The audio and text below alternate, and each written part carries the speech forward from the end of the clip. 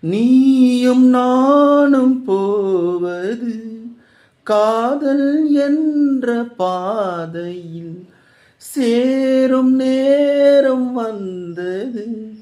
மீதி தூரம் பாதியில் பாதை ஒன்று ஆன போதும் திசைகள் வேறம்மா. உனது பாதை வேறு, எனது பாதை வேறம்மா. மீராவின் கண்ணன் மீராவிடமே எனதாருயிர் ஜீவன் எனையாண்டாலே.